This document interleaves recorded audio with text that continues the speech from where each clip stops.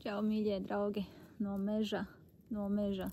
Jā, lasīju savu dzēju mežā un līdzi domāju, kādēļ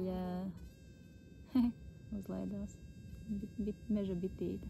Un domāju, kādēļ gan nepadarīt par jauku ceremoniju sev to un paņēmu līdzi fermentiņu. Jā, tā kā dzersim kopā.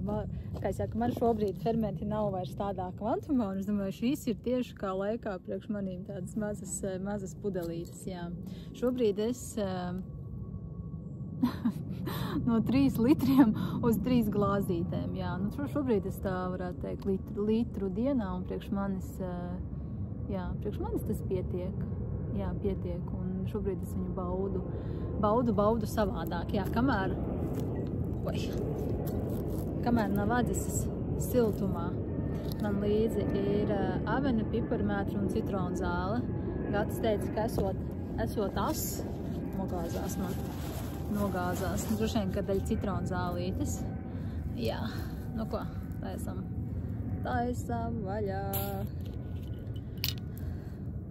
Ieliesim smukā aveņu. Tur ir, jā, no avenītes dod foršu krāsiņu. Oi, tā. Viņš nezinu, kā sanāks. Tāda forša. Nu jā, es nezinu vispār, kā iPhone'am pagriezt, lai redz. Man viņam nekad nerādās, kā var pagriezt ekrānu uz otru pusi, un tad tā vienmēr.